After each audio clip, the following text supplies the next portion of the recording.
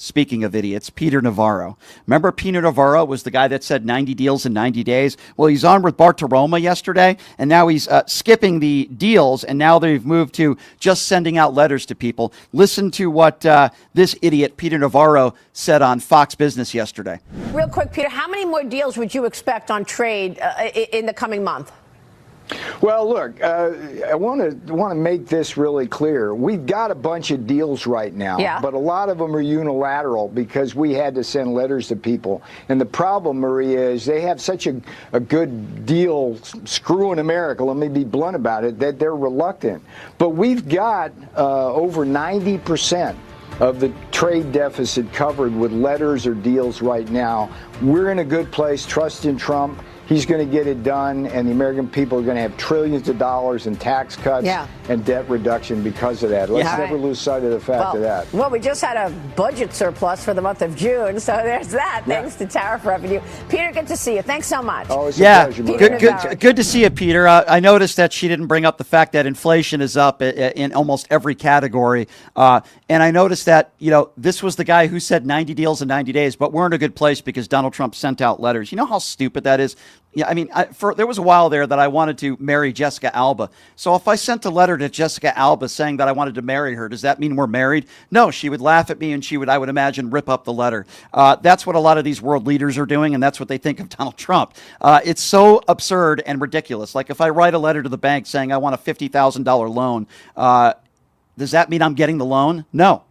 Of course not. It's just absolutely ridiculous, but that's what Peter Navarro would like to lead some of you MAGA morons to believe because some of you are so stupid. Yes, you are. Most of you in Donald Trump's base are very stupid people. You're very dumb. You're not smart. You're uneducated. You're ill-informed. You watch your Newsmax and your OAN and your Fox Noise, and that's where you get your sources from. You're all a bunch of morons. And then speaking of morons, Representative Andrew Clyde, this is the a-hole who after a school shooting wears an AR-15 pin. This is the guy who wears the AR-15 pin after a bunch of kids are dead. This is the same guy who owns a bunch of gun stores and said January 6th was a tourist visit. Yes, he did say that. Listen to this man when asked about Donald Trump's tariffs. Oh, yeah, by the way, the American consumer are the ones that are paying for it. And when they brag about all the revenue that the government's making, they're making it from American consumers that are paying for it. And listen to Andrew Clyde kiss Donald Trump's ass when asked about this. Congressman, what are your thoughts on the pace of this trade and tariff executive orders and the way that it's impacting the economy right now? Well, I think our president has been the best trade negotiator in the entire history of the United States. This is a man that wrote The Art of the Deal, and he definitely has shown that he knows how to make a deal and make a deal that is good for this country. I mean, we have seen, inflation at 2.1% core inflation. That's right. Which literally going back to the first Trump era. This man knows what he's doing, and I trust him. So I think this is going to be good for America. Yeah, he thinks it's going to be good for America. By the way, inflation was up, the latest report in June. So he's lying about that, Andrew Clyde is. And the art of the deal he just talked about. So the art of the deal is sending letters to world leaders. That's a deal. A sophomoric letter that a 16-year-old could write. And somehow if you write a letter to a world leader, that's a deal that is in place. 90 deals in 90 days. How many deals have been made? Andrew Clyde, you scumbag, you. That's what you are. You right-wing scumbag, fake Christian piece of pile of garbage is what you are. Only a pile of garbage like Andrew Clyde would wear an AR-15 pin on the House floor days after a school shooting when a bunch of 8- and 9-year-olds are shot and killed. What's your name? Andrew Clyde did that because he's a scumbag and he cares more about his sales in his gun stores than innocent children that are being shot dead in schools. Welcome to the MAGA Republican Party, ladies and gentlemen, a bunch of scumbags. Representative Greg Murphy yesterday, by the way, made an admission on national television. He admitted as a Republican that tariffs are hurting small businesses in his district, but says this is parenting in a way because he says they have to take some really tough medicine.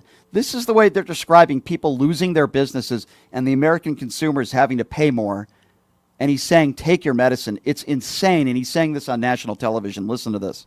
Talking a lot about the consumer and all of this, and that's critical. But you and I have spoken before about businesses and different sectors that have been impacted by the threat of tariffs, having to reset essentially how they do business.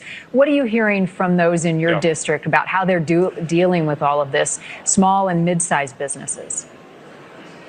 Yeah, I'm not going to say that it's not been hard for some, because I've met with several. I've gone in their shops, sat down with their, with their clerks or with their owners in small businesses and sat with them and talked with them. I'm not going to say it's been easy. The sad thing is, or the challenging thing is, you have to look at it macroeconomically. You have to look at where we are hurdling with our debt and with our trade deficit. We have to do something. We have gotten drunk essentially on low, cheap price goods from foreign countries, many of whom have been taking advantage of our lenient import and export policies that we've done in the past. We have to do this. This is parenting in a way that we have to take some really tough medicine to make sure that we have economic viability as we move forward as a nation. Listen to what this idiot just said. Are you kidding me? Take your medicine?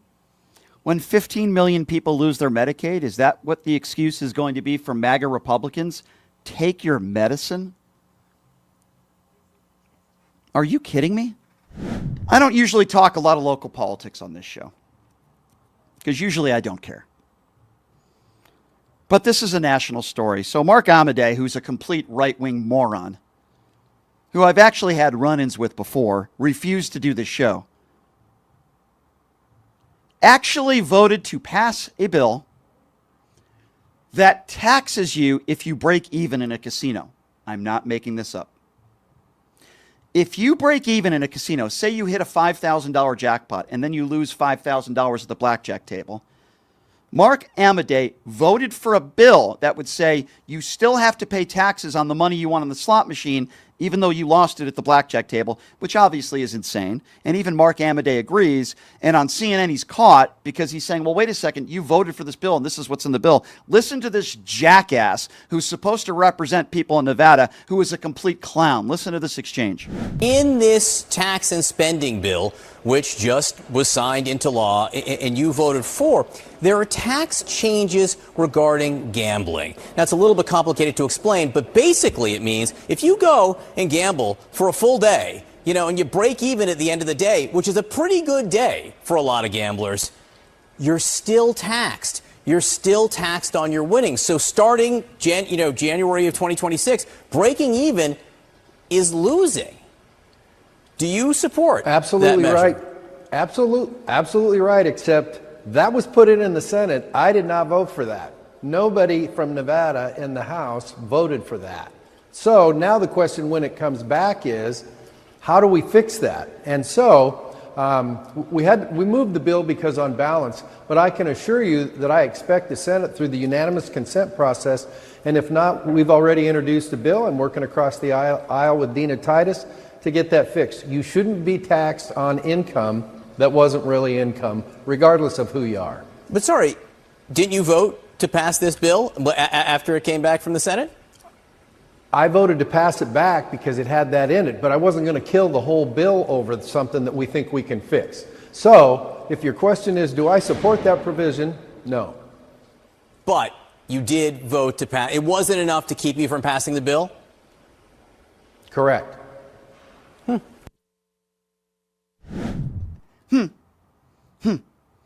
Yeah, I don't agree with this. We need to go back and we need to work on it, but I'm going to pass the bill anyway because I wear the Donald Trump knee pads and I can't vote against a bill that Donald Trump tells me to vote for. That's really who Mark Amodei is, another right-wing slimeball idiot. And these are his constituents in Nevada, the gambling capital of the world, Las Vegas. So I could go into a casino now and win $10,000 at the blackjack table, lose $10,000 on a slot machine, but I still have to pay taxes on that money that I won, even though I broke even? Now, that wouldn't make any sense to anybody, and it doesn't even make any sense to Mark Amodei, but because he's such a slimeball and a crooked moron, MAGA cultist, he still voted for this bill. Oh, well, we'll go back in there and we'll see if we could work with Dina Titus and a Democrat. These idiots.